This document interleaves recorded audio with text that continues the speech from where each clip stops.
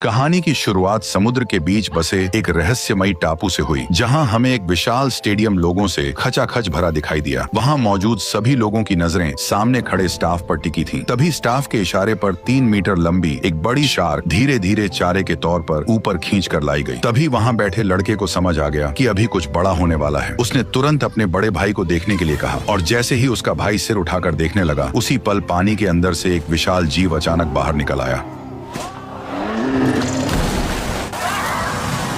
ठीक उसी पल देखने वाला प्लेटफॉर्म अचानक धीरे धीरे नीचे जमीन के अंदर उतरने लगा। दरअसल यहाँ एक और भी ज्यादा खतरनाक शो उनका इंतजार कर रहा था। जैसे ही प्लेटफॉर्म नीचे पहुंचा, तब वही विशाल जीव अब बिल्कुल सामने साफ दिखाई देने लगा, जिससे वहां मौजूद लोगों की एक्साइटमेंट और बढ़ गई। तभी जोरदार तालियों के बीच उस बड़े से जीव ने, जिसका नाम मोसासॉरस था, एक ही झटके में शार्क को पूरा निगल लिया। दरअसल भविष्य की दुनिया में एक टेक कंपनी ने जीन टेक्नोलॉजी की मदद से डायनासोरों को दोबारा जिंदा कर दिया था और पैसा कमाने के लिए उन्होंने पूरा एक आइलैंड खरीद लिया था। फिर सारे डायनासोर उसी आइलैंड पर रखे गए और उसी जगह को जुरासिक वर्ल्ड पार्क में बदल दिया गया। डायनासोरों की वजह से यह आइलैंड बहुत जल्दी दुनिया का सबसे बड़ा टूरिस्ट स्पॉट बन गया। हर साल यहाँ छुट्टियां मनाने आने वाले लोगों की संख्या करोड़ों में पहुंच गई। लेकिन 20 साल तक सब सुरक्षित चलने के बाद डायनासोर लोगों के लिए बिल्कुल चिड़ियाघर के हाथियों जैसे हो गए, जिससे अब लोगों को उनमें पहले जैसा इंटरेस्ट नहीं रहा। इसलिए गिरती कमाई और बढ़ते खर्च को रोकने के लिए डॉक्टर वू की टीम ने अलग अलग जानवरों के जीन मिलाकर एक नया मॉन्स्टर डायनासोर बनाया, जिसका बेहद सीधा और डरावना नाम इंडोमिनस रेक्स रखा गया, जिसे लोगों का इंटरेस्ट बढ़ाने के लिए तैयार किया गया था। लेकिन किसी को अंदाजा नहीं था कि यही डायनासोर पूरे पार्क के लिए सबसे बड़ी मुसीबत बनने वाला है। उसी समय पार्क का मालिक इंडोमिनस रेक्स को देखने पहुंचा। तब पता चला कि यह डायनासोर उम्मीद से ज्यादा बड़ा और बेहद चालाक है, जो कई बार कांच तोड़कर भागने की कोशिश कर चुका है। उसकी खतरनाक समझ देखकर मालिक घबरा गया और सिक्योरिटी चेक के लिए रिटायर हो चुके नेवी ट्रेनर ओवेन को बुलाया। दरअसल ओवेन पहले नेवी में काम कर चुका था और रिटायर होने के बाद उसे यहाँ डायनासोर को ट्रेन करने की जिम्मेदारी दी गई थी। इस समय वह रैप्टर एरिया में काम कर रहा था, जहाँ वो नेवी ट्रेनिंग में सीखे एक्सपीरियंस से रैप्टरों को कंट्रोल करने की कोशिश कर रहा था। और हैरानी की बात यह थी कि वो उन खतरनाक रैप्टरों को कंट्रोल कर पा रहा था। लेकिन तभी एक हादसा हो गया। जब नया फीडर एक छोटे सुअर को पकड़ने की कोशिश कर रहा था, उसी दौरान एक रैप्टर ने उसे झपटकर सीधे जू के अंदर खींच लिया और अगले ही पल वहाँ मौजूद सभी रैप्टरों का ध्यान उसी कर्मचारी पर टिक गया। और अब हालात ऐसे बन गए कि वह किसी भी पल रैप्टरों का शिकार बन सकता था। तभी खतरे की उस घड़ी में ओवेन ने तुरंत जू का गेट खोल दिया और तेजी से अंदर दौड़कर उस नए कर्मचारी के सामने खड़ा हो गया और रैप्टरों को पीछे हटने के लिए लगातार कमांड देने लगा।